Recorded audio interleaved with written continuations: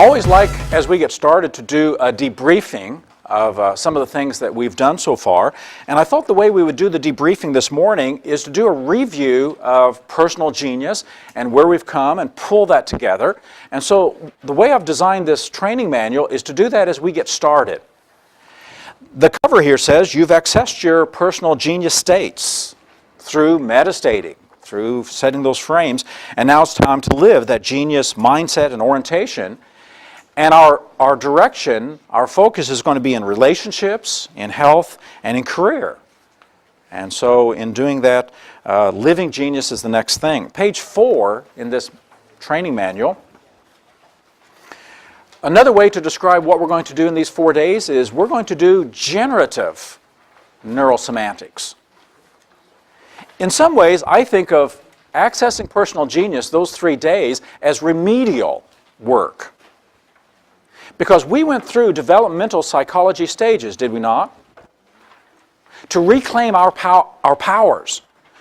To be able to say, mine, my mind, my emotions, my heart, my speech, we went through that developmental stage so that we can now own our powers again and have the right to be and the right to act. We went through the developmental stages of acceptance and appreciation and all of our sense of self. And our ability to say no and to say yes. And to have fun. We went through developmental stages to clear the path and to get reoriented. And so in that way, the first 3 days is remedial metastating. Because we're now reclaiming the powers that some of us have lost. Or our culture told us, well, that's for kids. That's not for adults. To be in an accelerated learning and to not know stuff. Geniuses don't know stuff. That's why they're always learning more. It's the know-it-alls who can't be told anything, who are not being creative. So I want to always be in that state of, I don't know that, and here's something else I don't know, and here's something else I don't know, so that I can always be open and curious and exploring the possibilities. I think in NLP neurosemantics, I think we've touched the hem of the garment as what's possible. I think there are so many new things to model, so many new patterns to come up with for health, for relationships, for accelerating and developing our species as a species. So I think we've just touched the hem of the garment. But now we move into generative neurosemantics. That is, what will generate the most creative, transformative kind of experiences for myself and for others from here on out? Well, to generate that, I need to set some frames so that I can live the genius. Not just access it. Accessing it is one thing, but if you can't maintain it, if you can't sustain it, then it'll come and go, and then dragons come back up and you have to go through dragon slaying again. And dealing with problems, but what if we sustain it and we just give ourselves absolute permission just to keep on growing, keep on learning, keep on finding new and wonderful things and creating. And have that sense of trust and that sense of, I don't have to prove anything, but I get to explore everything. That's what living genius is about.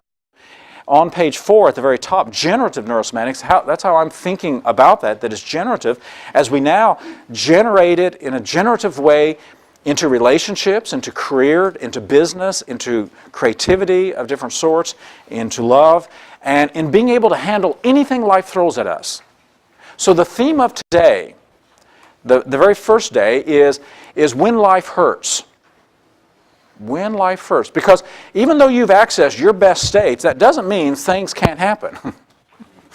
Things do happen. Things will happen.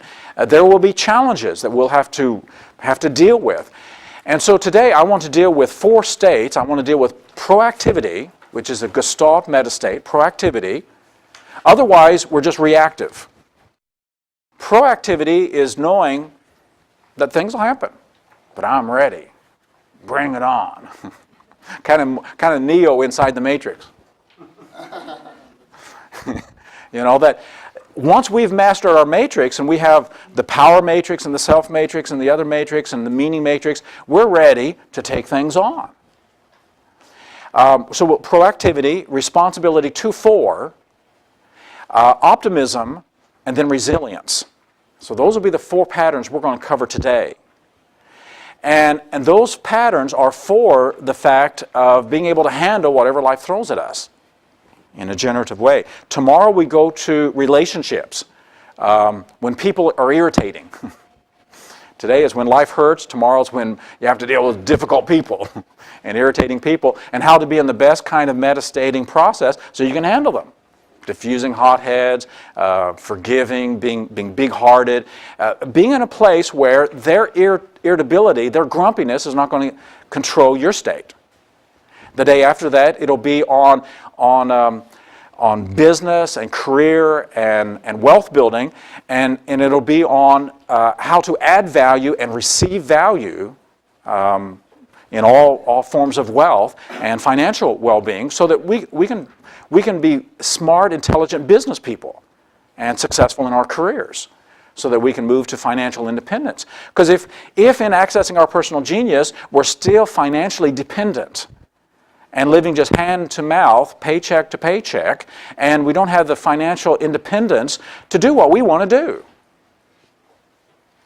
So one of my goals for myself and for everybody is to run your own brain, so that then you can run your brain about money and about contribution and about value and how you add value and how to think about value, so that when you get up in the morning, you can do what you want to do.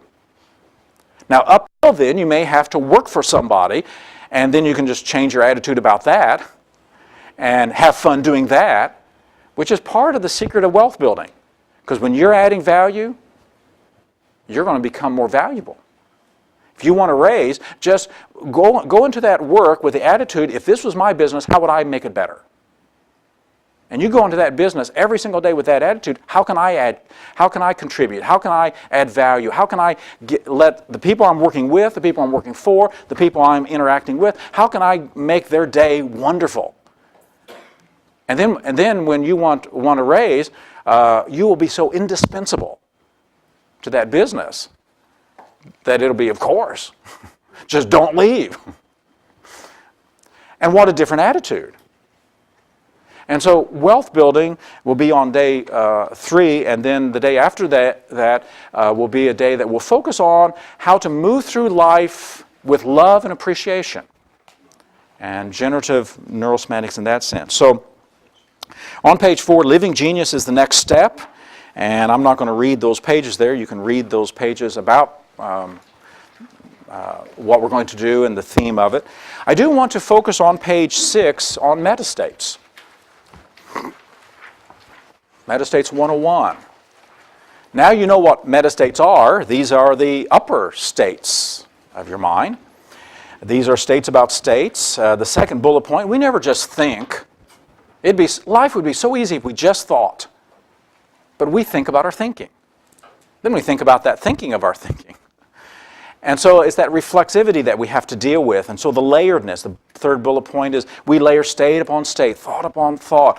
And we get a richly textured state. And what happens out of that, not only are we building up frame upon frame and creating this embeddedness, but we're creating psychologics. And that's one of the bullet points about halfway through, where the bullet point starts off, it's not logical in a linear or external way, but it's psychological. For those of you who have been here throughout our process, you have experienced a lot of psychologics. What is this thought, feeling, experience, memory, anticipation? What is this experience? What is it embedded in? How is it classified? How is it categorized? The other day, Brian gave us a great example of psychologics, if I can use Brian. Brian smoked for health.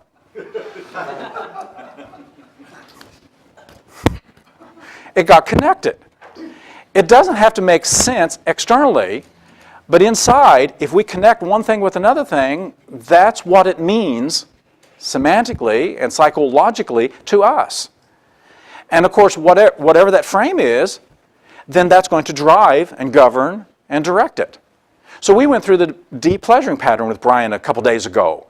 And if you remember the process that we did as he sat back to look at all the psychologics that were embracing and embedding his consciousness, he decided he wanted to de-pleasure smoking for 2 days.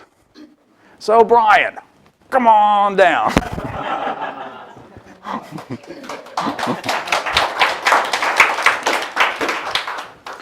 So give us a report. Okay. It was a breeze because I didn't get grumpy, I didn't get ratty, and which is what I've always done before, and it was very simple. The 2 days just went like clockwork. Okay. This morning, when I sort of woke up in that half-conscious state, the first thing I did was grab a pack of cigarettes and light a cigarette. And I was about halfway through it, and I thought, hang on a minute, I'm not supposed to be doing this now. But I'd done the 2 days, and the brain just went straight back and said, okay. So the 2 days were not difficult? No. Withdrawals? No withdrawals. No withdrawals? No grumpiness? I mean, I wasn't grumpy, was I? No. Speak now or forever. But after the 2 days, yeah, then something switched. Yeah. Okay. It was just like I'd done the time. Straight back in, Okay. And it was almost unconscious because literally I was, you know how, well, I don't always wake up 100%. I sort of have that little period when I'm coming to, and I just did what I'd always done before. Okay. Grabbed a cigarette and had a cigarette. So how do you feel about that? I wonder about. I mean, one of the questions I had yesterday was about time. When I'm in the state, I don't seem to be able to time that state so that I come out of it.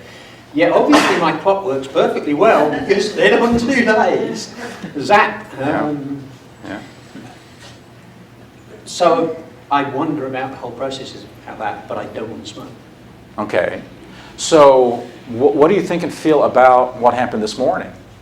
You like that? Or don't like that? No, I don't like the fact. Okay. I almost feel as though I wasn't controlling myself, and that old programs that I thought we'd just put away popped straight back out and were running my actions rather than me running my actions. At this point, would you like to extend what you experienced for 2 days, just extend it and make that your program from now on? I would like to make it a permanent program. Okay. Let's test it in this way. Go inside and give yourself permission just to release and give up smoking, just to release it from one of your programs, and just notice if that settles well.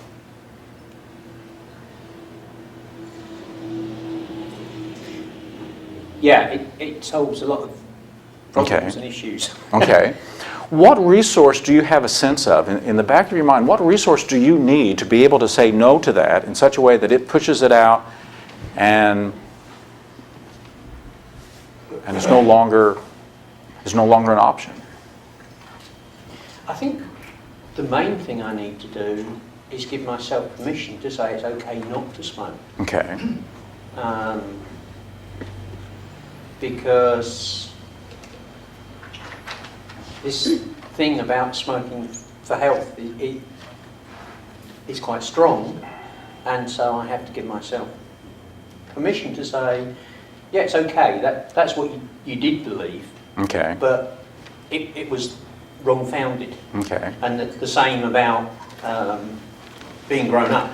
The psychologics of smoking for health, is that psychologic structure still there? Does it seem like sometimes to smoke is for health? Yeah, something else happened which is a bit interesting. Yesterday my breathing wasn't terribly good. This morning after I had the cigarette my breathing was fine. So there's like a program running there that says that to clear your lungs You have to smoke. you have to smoke. Okay. As you hear yourself say that, As you hear yourself say that, what do you think? Feel? That's kind of dumb.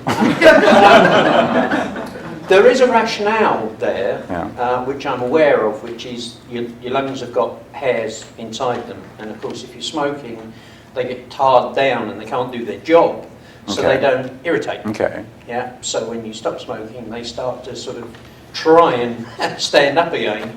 So you can get some discomfort from that. But that's all it is. What it is, it's starting the regeneration process. So I hear two resources that may be real useful. One is permission to feel that discomfort for a while. Yeah.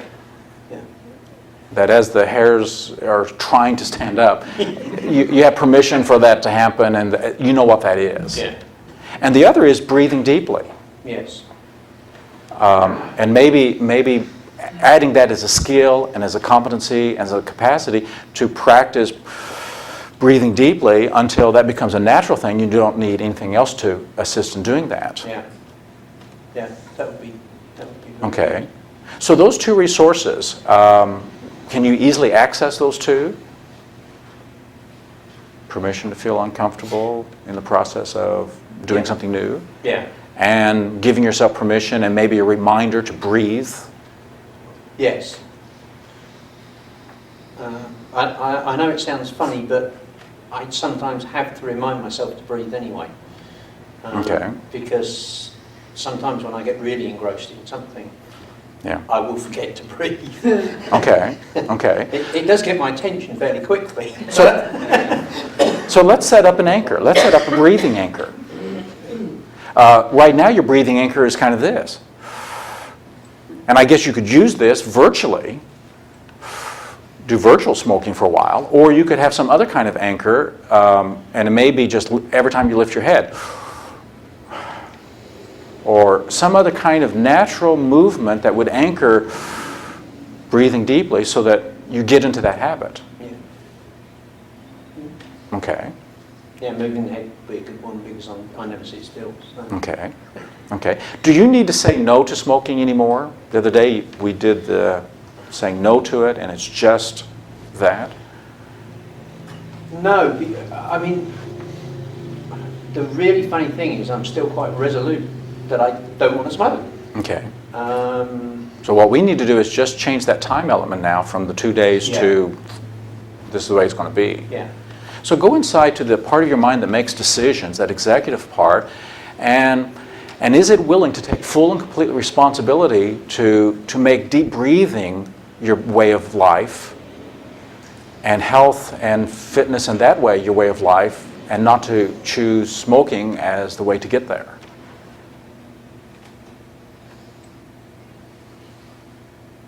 There's something still sitting there that... Okay.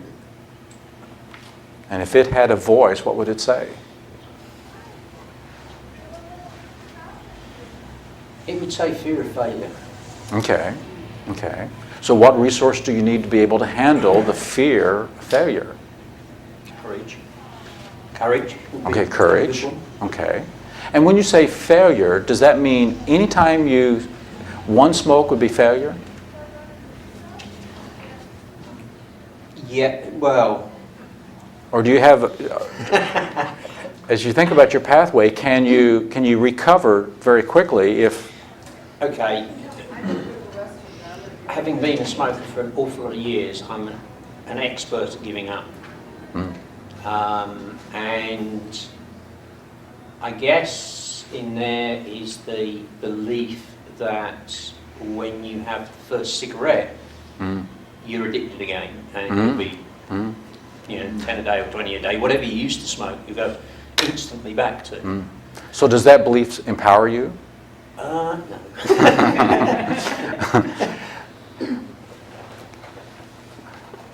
Do you need to say no to that belief and no and yes to a different? What would be a more empowering and enhancing belief about if I had one?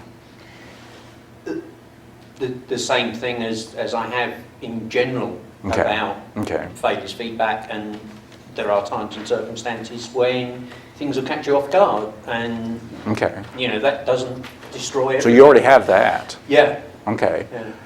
Is there anything preventing you from taking that awareness, that failure is just feedback, and It's already going there. okay, to bring it and apply it to this? Yeah. Yeah, that's interesting, because I've always beaten myself up before.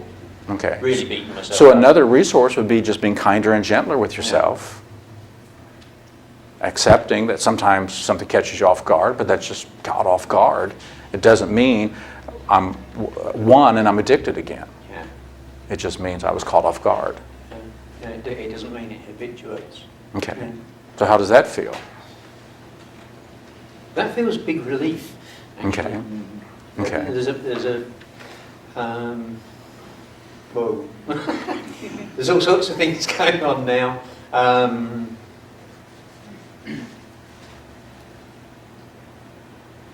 There's a lot of integration Okay. of the ideas going on.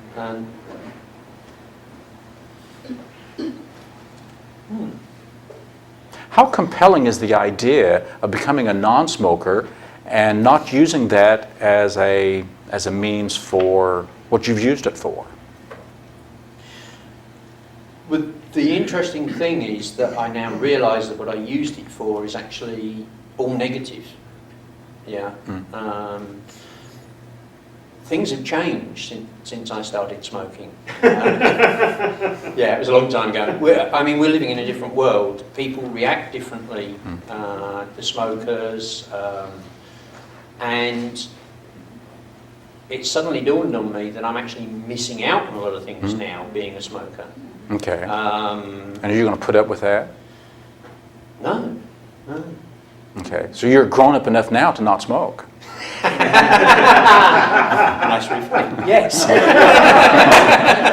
Okay. Yeah. Okay. Okay.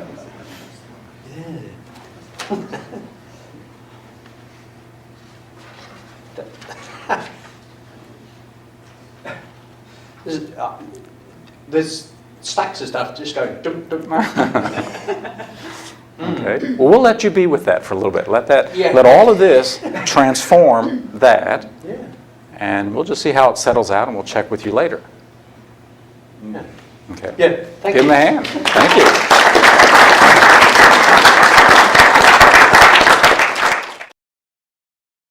This provides us really a way into what I want to speak about in the next couple days, and that is gestalting.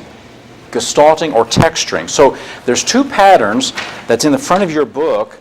Page 18 is texturing, and then in a minute we'll look at gestalting on page 18. But to work systemically with metastates, you notice how much texturing Brian was doing for himself in terms of here's a primary state of smoking or of not breathing fully and completely or feeling some tension or whatever the primary state is, and then what are the resources we need to texture it over and over. And it could be being kind and gentle to myself, it could be breathing fully, it could be relaxing, it could be awareness of what really leads to health, and so we texture it. And so the pattern on page 13, and every metastate pattern follows this structure. Begin with a primary state that you want more resourcefulness and choice with. Identify your desired outcome. What do you want? Access a creative and playful state, and what are the qualities I want to bring? And so there's a whole menu list. Number 3 is specify the metastating process. How do I want to bring this resource to bear upon the primary state? So, because we can do it in many ways, and we'll talk about these ways as we move through here. We've already been by applying. Think about just breathing deeply into this primary state, or relaxing in this primary state, or being kinder, gentler to myself in this primary state, or bringing the thought that it really doesn't lead to health, or bring the metastate of willingness to accept discomfort. And so we're just texturing many states there and applying them. And we can do it by embedding or by metaphor, by kinesthetically. The kinesthetic would be the breathing and finding an anchor for, and it could be just every time I raise my head, it's a cue to breathe more fully and deeply. And so kinesthetically doing that. Explore additional outframes or metastates. What else would enrich it? And so this is where we start doing reframing or mind lines. Brian the other day said that he began smoking to be grown up. So by switching it, are you grown up enough now to not smoke? Now we're meditating with, those conceptual frames, setting that. List as many reasons and why you'd like to have that. So when I ask the question, why is this important? Why is this significant? What did you get out of this? What else will you do? And when Brian brought up himself that now he's missing out a lot of things by doing this, are you going to put up with that? That's just also looking for what are the, because if you have a big enough why, if you have big enough motivation, then you'll go for it. And then solidify the Gestalt state and confirm as we put this in. And this is where metastating differs from some of the other patterns in that we give it time to work. So sometimes, like the spinning icons, I almost never ask, what do you now know? What have you learned? What insight do you have? Because a lot of times, at that point, we don't know. My unconscious, my larger mind somehow created this image, and I've brought it here with me or brought it inside, and I don't know what it's doing, but I'm going to let it, over a period of time, just let it transform, trusting and believing that it is a solution somehow, a synthesis somehow of that conflict. So we give it time. We let it bake. So gestalting is like baking a cake. You take all these ingredients, the flour, the eggs, and the spices, and you put it all together. And if you look at the mess, it's like, what is that? But you put it in the oven and you let it bake. And when it comes out, you don't taste the egg. You don't taste the flour. You may have a little taste of some of the spices, but it's more than the sum of the parts. And so we're going to be adding all these ingredients and then letting it bake. Letting it bake. And how we let it bake is by giving ourselves a chance to be with it. And just notice how it transforms things. It's kind of like, a gestalt is kind of like you take two poisons, sodium and chloride, and you put them together and you get table salt. That table salt is more than the sum of the parts. Something more is there than just the individual parts. And so that's what we mean by putting it together and letting it bake. Gestalting meta levels, and this plays off on the 5 A's of metastating.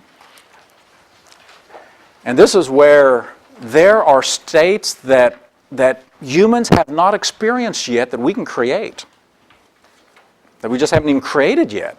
Because all we need to do is just get some elements and components and start putting them together. What would you need to make up a rich and a vibrant state of some given gestalt state? What are the elements of optimism? We'll cover that today. What are the elements of seeing opportunities? We'll do that on the 3rd day from now. What are the elements of courage or resilience? We'll do resilience today. What are the elements? We'll access and amplify each element and just keep applying and applying and embedding it. How much do you feel that? How much do you need to juice that up? Are you drooling yet? Because like Richard Bandler says, if you're not drooling, it's not compelling enough. We want to see the drool. I want that.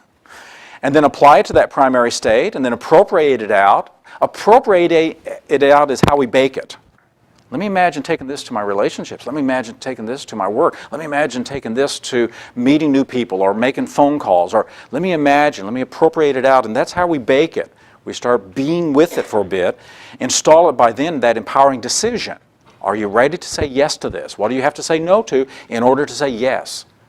So what we're going to do for 4 days now is texturing and gestalting. And systemically working with our states, not just simple states of confidence or relaxation, but layered states of resilience and optimism and seeing opportunities and being uninsultable, and these richer, more complex states. And so we're going to go through 4 states every single day in the next these 4 days, and this will be the process we'll do over and over and over again. And of course, once you have that sense, then what new mixtures and gestalt states that are yet to be invented. And I hope that some of you in this room will be inventing some of these new ones. States that some particular persons happened to have upon and became geniuses in their field, or ones that no one has yet experienced. Because when we put it together, something more than the sum of the parts can emerge. And to me, that's exciting. That's exciting. So let's go to our groups. We'll spend 15 minutes in the groups, and when we come back, we will move right into proactivity.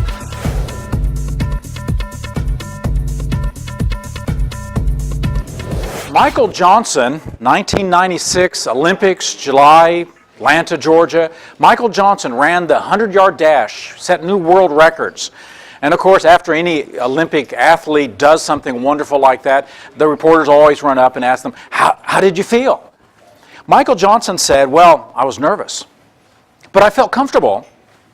Actually, if I hadn't been nervous, I would have been uncomfortable. I felt nervous, but I felt comfortable about the nervousness. If I hadn't been nervous, I would have been uncomfortable. There's a meta-state of an excellent Olympiad who knew that certain amount of nervousness was just right, and he was comfortable with that amount, ready to do that 100-yard sprint. So the structure of state upon state is so critical as we look at how are we framing, how are we metastating, how are we embedding in the matrix of our mind the states that will serve us well. There are several skills for metastating, and on page 15, I want to mention some of the skills that you'll need to be really efficient and proficient in the whole metastating process. Page 15 has the art of metastating, the 5 A's. You remember the 5 A's? Without looking at the page, access, amplify, apply it, appropriate it, and analyze it. And that helps us to do that. It just so happens that in Spanish, we have 5 A's. And so it's just a memory device to remember that. Short and quick. 1 and 3. 1 and 3. Access and apply. Access and apply. And so that's a tool. And of course, this implies state accessing skills, awarenesses, and abilities. So the ability to recognize a state is a state of mind and body, a state of emotion. So it's a mind, body, emotion state, mind, body, emotion system, the energy system that we are accessing and then applying. And so that's the metastating skill per se, or the art of it. And the art of it will come to you, and you'll become really proficient with it the more you do with it. When Bob and I began, we used the phrase, bring this to bear. Bring this to bear upon that. But there's so many other ways you can do it. You can take this feeling of calmness and apply it to the fear. So apply it. You can use the phrase in terms of. Now, in terms of your desire to be as resourceful as possible, what do you need to think and feel about anger? That's embedding. Because now we're embedding anger inside of so we start with the higher frame and we embed it. In terms of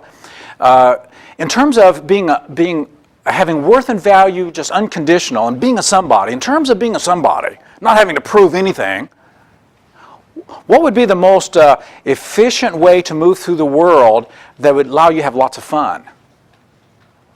And if you hear the layers, but in terms of. So this is the metastating art. And so we're essentially accessing and applying. And of course, we know that if it's not strong enough, we'll turn that up and amplify it and make it stronger. So your ability to access a state, and I did, in this training manual, put in a page on state accessing, just as a reminder, page 14.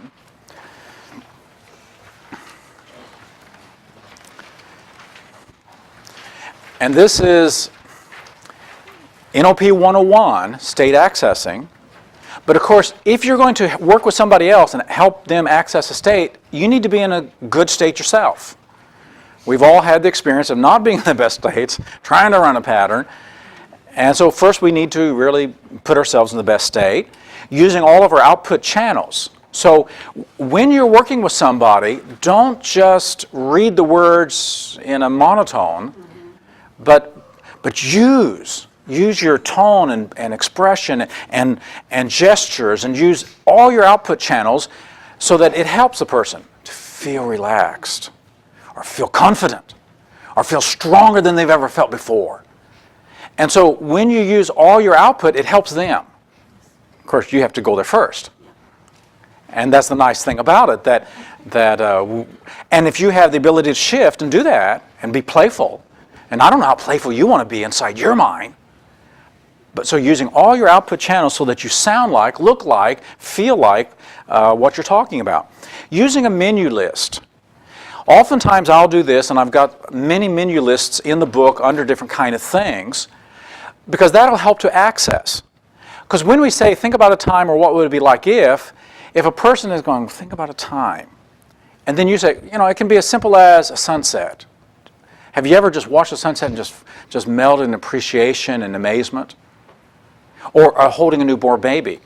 So we run through a menu list, just real quick, inviting them. Does that work for you? What would work for you? And it's just priming the pump, as it were, using a menu list of just some possible things that can help. Creating a context for a person to go inside and access whatever this neuro-linguistic information is. Setting a frame. In just a moment, I want you to close your eyes and just let your mind flow back to a time and a place when you learn something so easily and naturally that it just hardly seemed like learning. Maybe when you learn to play baseball. And so we're setting some frames and inviting a person. In this sense, I would suggest that as you get into groups, if I'm working with Sterling's working with me, I don't want to be just face to face. I want to be to the side, so that in just a moment I want you just to think about something pleasant, really pleasant and pleasurable. So I want to get out of his pictures. I don't want to be in his pictures, unless think about somebody that you really respect. But that's manipulative, and we don't do that. So helping a person process. If you're walking up and two people are working, just be very cautious and careful, thinking and watching what they're doing, so that if you're going to if you need to give one of them a message, maybe just slide in and just give them a moment to kind of be aware of your presence, because they may be so involved they didn't see you, and if you come up and it's too jarring. So, and in a context like this with a lot of us around, I think that's kind of just a caution for all of us to be aware of, just not to intrude and take a moment, and listening to the voice level and the tone level so that we move in there pacing. So everything in NLP still counts: pacing, matching, mirroring, doing all of that. Using presuppositional questions and statements to make the elicitation and the accessing easier. Do not ask, can you think of a time? Because that's a yes-no question. Can you think of time? Yeah? Think of it. So if you're not used to giving commands, you may need to give yourself permission to give commands, because that helps to do the accessing. So that if I'm working with cereal and we're working with something and I'm going to give a command, number one, I'm going to use a command voice. I want you just in a moment right here to think about something that just enables you to be at your best. And I want you to feel that now and just go there, to be with that fully and completely as you can, because you can now do this, can you not? And so I'm going to do commands. But I'm not in a telling mode. And if you still have that finger that does that, just do the meta no to that. Say, hell no. And if you have to stick it in your pocket for a while to control that hand, because that does not help. President Clinton for many years did that. For about 3 years he did that. Then he did this. I did not have sex with that woman. Well, that's a little bit better, but not much better.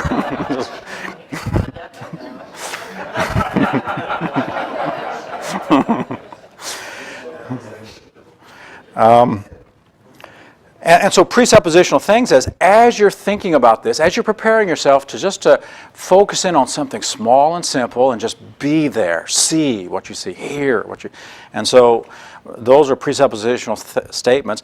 Help the person sort things out. Once a person has begun to access some kind of a state, help them to sort it out with lots of indexing questions. When does it start? Where and what color is it? This morning, working with Janet, doing the phobia thing, putting up on the picture, and then we'll just go before that a little bit. And was it you inside or outside? When I ask that question, were you inside or outside, I mean, it doesn't make any difference. But I want her to be now really, and if it was outside, was it cloudy? Was it sunshiny that day? What were you wearing? What were the shoes? And that indexing helps a person to go more and more and be aware of it. And when did it start? And so those kinds of questions helps to sort things out. And then giving the person enough processing time. Calibrate to their speed. When a person goes inside, shut up. Silence is a tool. Oftentimes you'll see me I'm not saying anything. Because when a person is inside and just processing, and you have that sense, let them process that, and give them that time to that process. And you can be saying, when you have that, when you really have that, just nod your head, let me know. So you can ask them to give you cues. I mean, it's not like calibration is, now we can't ever tell anybody what we're doing. They have to calibrate. It's not that. You can ask them, nod your head when you got it. Or say so, you can speak in trance. So those are just some tools for accessing states. And then the meta states. We got another set of tools on page 17. We got 4 pages of meta questions, 26 sets of meta questions.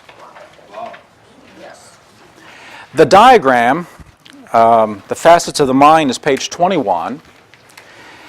And these 4 pages of meta questions are 26 ways to the diamond of consciousness, so to speak. 26 facets to the same thing. So that when you ask any one of these questions, you're asking about the same thing, the experience. So a person is having an experience, and it can be positive, negative. If it's about smoking, I could walk Brian all around these facets by saying, well, what does that mean to you? What do you believe about that? How is that important to you? What significance does that have for you? Who are you in this? What do you understand about this? What do you think about that?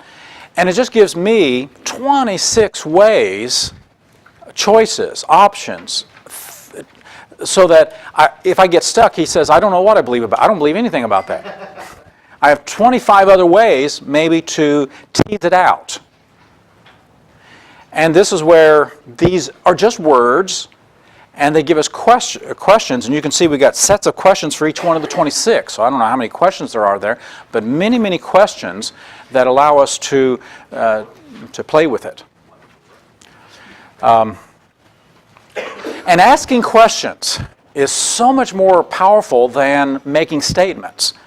And so here may be another shift that you'd like to do for yourself as you become skillful in the whole metastating process, accessing states. Asking questions instead of making statements. In the meta coaching training that we do, we have several practices, several exercises where you're not allowed to ask a question, make a statement, and talk. So we put a meta person with 2 people, and they get to beep every time they hear a statement. Beep, beep, beep. To teach people, ask questions. Making statements, it's so easy to impose. Asking questions, well, you can ask some rhetorical questions, manipulate, but for the most part, questions are much more open and allow the person to go. So asking questions is really much more powerful. And the more you train yourself just to ask questions, then you can go explore anything and find out where, and follow their matrix. The next tool is the matrix tool, and I'm not going to spend time now, but on page 21 following, there is a summary statement of the matrix. 23. 23, the matrix. In the matrix model, we have 3 process matrices. State is one. It's the grounding matrix, because we're always in a state. And the state grounds me to the here and the now, to whatever I'm in reference to, and my state of mind and body and emotion to that. So that's the grounding one. How I make meaning, and I think of that as a funnel, and just a funnel of making meaning, making money too.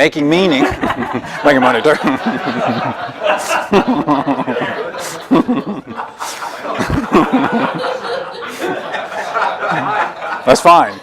That's fine. Of course.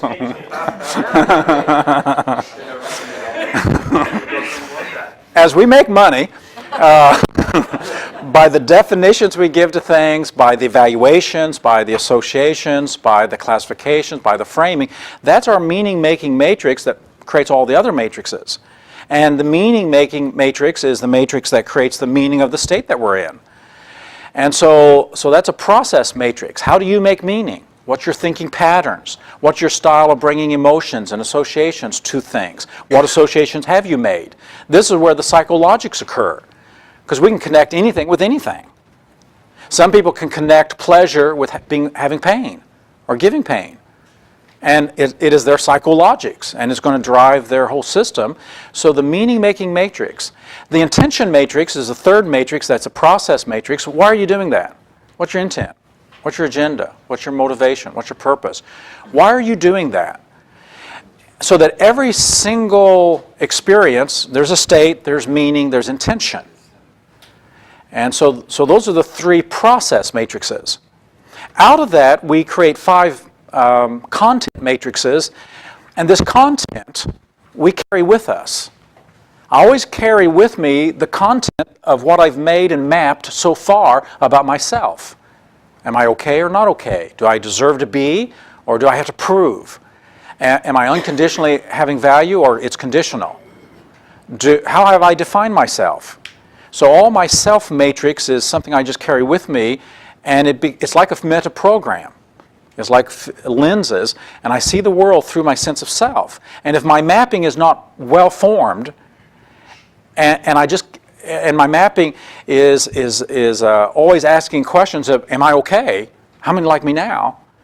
Then it becomes a major filter. But if I've well mapped it, if I mapped it very well and I'm okay with it, then it's just in the back of my mind, I'm okay. It's out of the way. But it's still there. It's always there. Unless I get in my genius state, and then it goes away. Yeah. So it's my sense of my personality structure. Well, it's my sense of self. Now, the whole matrix is our personality, how we do ourselves. Since personality is what we do, not what we are. It's what we're doing in the process now. Sense of self is what we are, not what we do, right? There's so many definitions of self, and we'll go through this a little bit later. Right now I'm just kind of giving an overview, but it's my sense of self, my self-definition, my self-image, my self-confidence, my self-esteem, my social self, just all those selves and all the maps. And when I've mapped that well, then it can get out of the way, so I can just express. The second matrix that we always carry is can I handle things? Do I have the power, the resourcefulness, the ability, the capacity? Can I handle this or can I not? And so power matrix is my matrix of self-confidence and self-efficacy. Can I take this on? And if I have that well mapped and have a sense of okayness with the things I can do in my power zone, then that can get out of the way. Because then I have that sense of self-efficacy. I can always learn. I don't know how to fly a plane, but I could learn. I've never been to Rome, but I could get myself there. Self-efficacy is that trusting I can handle things. And that is one of the meta-states, one of the things we'll be working on today of optimism and resilience, that I can handle things. Self-efficacy. And that's the power matrix. People who don't have a sense of power is an issue. It's one of those counterintuitive, paradoxical things that it's the person who doesn't have a good, solid sense of self and power who always has to be in control because they can't let it go. It's one of the paradox. It's the person who has a good, well-formed ego strength, whose ego's out of the way. This is the paradox of these 5 content matrices. Another matrix we always carry with us is time. It's one of the early things that we start discerning between what's happening now, what has happened, what will happen, and we have our timelines, and so we carry time with us. And some people live in the past. Some people are so much in the present they don't have any future. Some people are always living off in the future. But the person who has a well-formed map with time can learn from the past, be in the present, with a future pulling on them into a compelling and bright future. And they have flexibility to move back and forth in that sense of time. The fourth matrix is others. One of the things I always carry with me is my audience. And I have my mom and my dad, and I have my lovers and loved ones and children and friends and associates, and I have a whole social panorama that I play my life to. So even when I'm alone, I'm not. And so we have others. And we have maps about relationships and maps about people and whether they're good or whether they're friendly or whether they're dangerous. And we have maps about people and kinds of people and social skills and social emotions. And so that's another map. And if it's well formed, then it's just there and we're okay with it and it supports us. And if it's not, then we sort through it all the time. What do you think about me now? And then we have the fifth matrix of the world, and this is the map of just all the other things out there. What is out there physically, in physics, in the universe, and what about the world of mathematics, and the world of computers, and the world of any particular business, teaching, or education, or therapy, or medicine, or law? What are those worlds, and do you have a map of those worlds, and which of those worlds do you go visit and play in? So as a tool, this sorts out 5 content matrices, the content that makes us up who we are, and the 3 process matrices that create it all. The content matrices keep sending information back to the state and keeps putting us into different kinds of states, and the matrix flashes on and off as it gets activated. And so the matrix then becomes one of the tools that we'll be using as we move through these different processes, and it'll be one of the tools we'll do for the modeling projects as we look at that. And so that's another one of the tools that we're going to be using through the process. So you said again, the content matrix keeps sending information to create data. So one of the other diagrams, a few pages over, page 35, I mentioned about the feedback, feed-forward loop at the primary level, and now the feedback, feed-forward loop at the meta levels. And now we have not only one meta-level feedback loop, but we have 7. So you can see the feedback loops, and so as different matrices get activated, it keeps sending messages back to the state. Which is why sometimes when somebody says, well, what are you feeling? About what? About yourself, about others, about your sense of power, about your sense of time. What are you feeling? Well, it's so layered. And what we've been doing in neurosemantics with the matrix model is to be able to look systemically at any given experience, like stuttering. The meaning is that if I don't speak accurately and correctly each and every moment, it means something about me. I'm inadequate. It means something about my matrix of others. They think they're looking at me. I'm feeling embarrassed. I can't stand it. I must stop myself. And so the matrix gets activated in that way. And so we see the interactiveness of the different layers and states upon each other. Where do you put like classic perceptual positions? The perceptual positions, well, of course, when we're in our sense of self, then that's the first position, and that's where we're born. We're born in first position. And when we start thinking about what do others think and feel, then we go to second position in the others matrix. When we move up the meaning matrix to step back from ourselves and just look at the matrix itself, we're in the third position. When we step back from any system, we're in the world matrix and just looking at that particular world of interactions and systems. So it's embedded inside of that.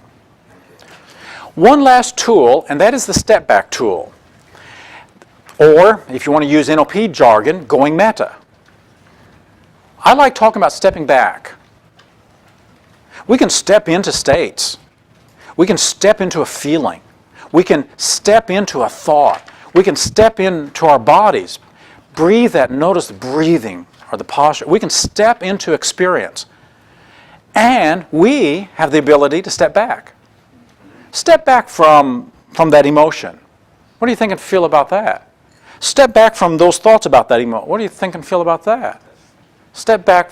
So step back is our, I think it's easier talk than going meta.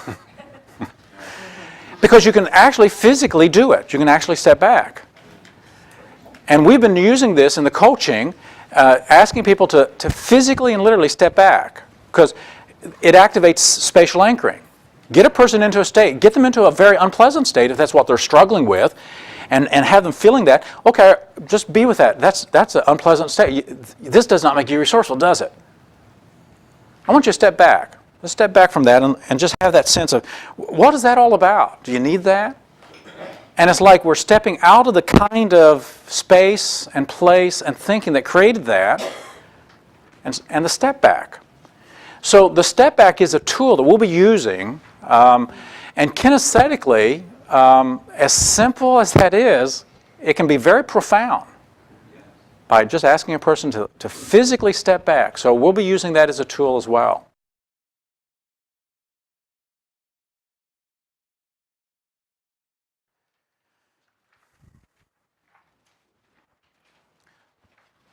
When we start in metastates, we start with the power zone. We start with a person in a state responding to whatever they're responding in the world, and we access the 4 basic responses that we all can make. Mind, body, which comes out as our feelings and our emotions, and then our 2 responses of speech and behavior. And as we access this and own it, we create that power zone. When we create the power zone, we can make this a circle of excellence, into a sphere of excellence, into an energy field that becomes a power bubble. There's a fellow in England, Andrew Circum, who has written a book called Power Bubbles. And it'll be published in a couple next year, I think. Power bubbles. So we have our power bubbles. Now, the power bubble is a special kind of a power bubble because it can only be burst from the inside. So imagine your power bubble that you've owned with your powers of speech and behavior and mind and emotion, and that energy field. It can only be popped from the inside. And we start there because as we own our powers, now we can take initiative and do things. And so this begins the whole process of proactivity, that ability to take initiation and to respond rather than react. And proactivity, as a Gestalt metastate, is using our conscious mind to transcend the unconscious fight-flight responses.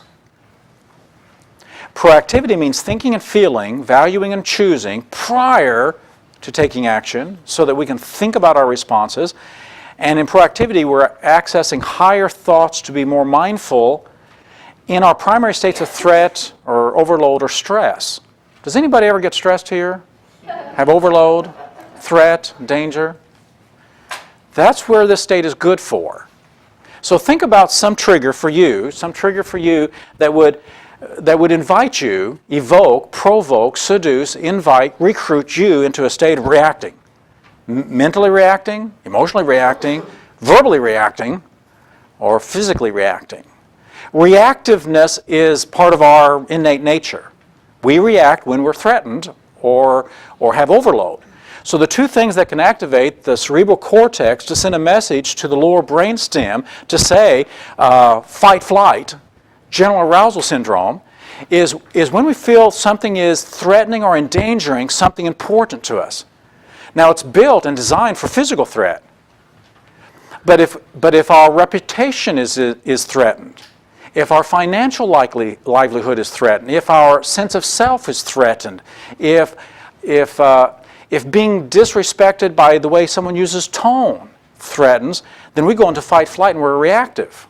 Of course, when that happens, then blood is withdrawn from brain and stomach, sent to the larger muscle groups, and it's only 3 hours later we know what we could have said.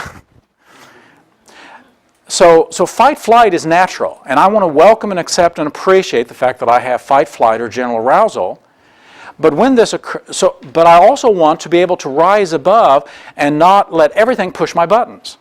Because if everything is just pushing my buttons, and especially things I don't need all this energy for, I really just need to think and to speak with clarity and presence of mind. But the other thing that can do it, not only threat, but overload. Too much. Because when the brain gets that message of, I've got to do this, I've got to do this, I've got to do this, and we get to a threshold, that stress threshold will have the same effect. We'll go into fight-flight. Now, chronic fight-flight is much better than, or acute fight-flight is much better than chronic. Because acute, at least you recognize it. Chronic is sneaky. Because you're dealing with this and dealing with that, and you're in stress, and your body may be tensing and tightening, and you may be reactive and oversensitive and overreactive, and you can live in that state, and you're not even notice it. So proactivity is our ability to handle that.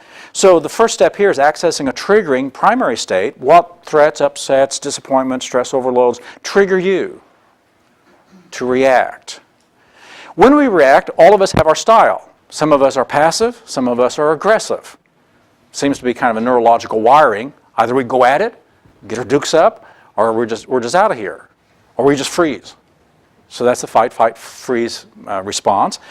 And so when does the dread and reactivity rise in you?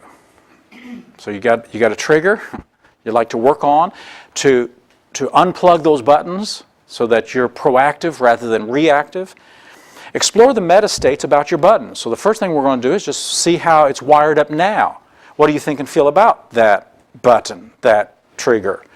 What's your natural response? What frames of mind are counterproductive?